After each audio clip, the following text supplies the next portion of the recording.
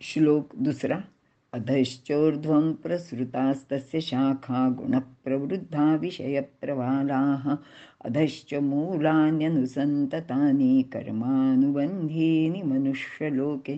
अर्थ, या संसार वृक्षाच्या शाखा खाली व वर पसरलेल्या असून त्या सत्व, रज, तम इत्यादी गुणांनी वृद्धिंगत झालेल्या आहेत व विषयरूप पल्लवांनी म्हणजे पानांनी त्या भरलेल्या आहेत.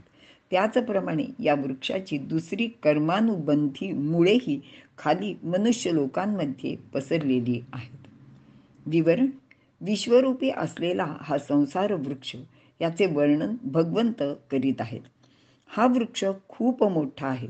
याचा विस्तार सुद्धा अगदी 3 लोकांमध्ये झालेला आहे, कारण याच्या फांद्या वर खाली सर्वत्र पसरलेल्या आहेत. याचा अर्थ मनुष्य लोकांचे वर या वृक्षाची मुख्य शाखा ब्रह्मदेव आहेत. त्यापासून देवलोक, मनुष्यलोक इत्यादी उत्पन्न झाले. यामध्ये 4 प्रकारच्या जीवयोनी सुद्धा निर्माण झालेल्या आहेत. त्या झाडाच्या बुंध्यापासून निर्माण झाल्या आहेत. यामध्ये स्वेदज, जारज, अंडज आणि उद्भिज यांचा समावेश आहे. त्यात सुद्धा स्त्री पुरुष असे व्यक्तिभेद उत्पन्न होऊन ते आपापल्या विकारांमुळे एकमेकांशी बद्ध होतात. झाडाला जसे पाणी दिल्याने त्याच्या फांद्या वाढतात, त्याप्रमाणे गुणांच्या संघाने या वृक्षाच्या फांद्या वाढत जातात व हा गुणसंगच जीवाचे उच्च, मध्यम आणि नीच योनीत जन्म घेण्याचे कारण ठरतो. या संपूर्ण सृष्टीत अशी कोणतीच गोष्ट नाही की जी प्रकृतीपासून उत्पन्न झालेल्या या 3 गुणांचे विरहित आहे. गुणाशी अगदी थोडासा सुद्धा संबंध असला तरी संसार वृक्षाच्या शाखा वाढतच राहतात. विषय प्रवालाः, विषयरूपी अंकुर. या वृक्षाचे बुंध्यापासून शाखा म्हणजे फांद्या, फांद्याला कोंब फुटून अजून छोट्या छोट्या फांद्या फुटतात. त्यांना कोवळी कोवळी पाने फुटतात. ही पाने म्हणजेच विधिनिषेध जो वेदांनी सांगितला आहे. या वेदांमध्ये सांगितलेल्या सकाम आचाराचे वर्णनामुळेच माणसे तसे वर्तन करायला लागले.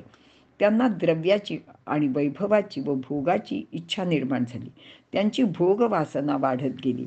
माणसाचे ठिकाणी असलेले शब्द, स्पर्शादी पंचविषय त्यांची वासना वृद्धिंगत करतात.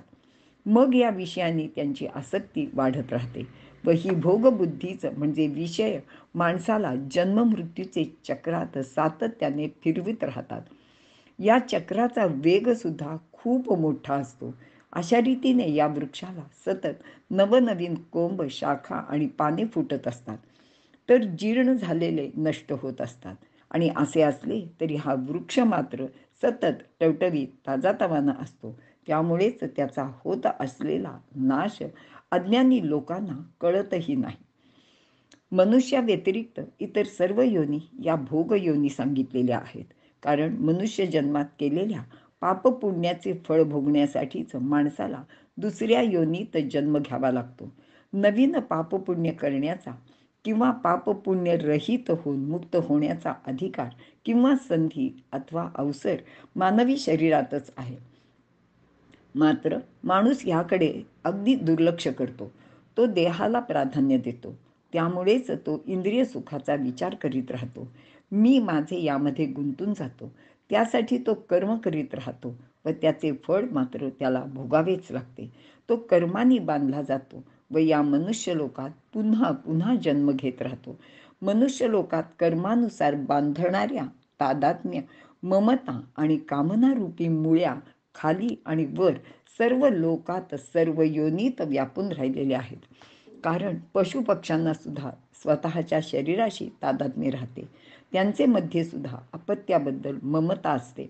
म्हणूनच त्यांचे बाळाला भूक लागताच त्यांना खाण्यासाठी ते उत्तम पदार्थाची कामना करतात, तशी त्याची व्यवस्था करतात. मात्र ही ममता त्यांना बंधनकारक असत नाही, कारण ते आपल्या अपत्य प्रेमात कायमचे अडकून पडत नाहीत. निसर्ग नियमाप्रमाणे ठराविक काळ ते त्यांची जबाबदारी स्वीकारतात.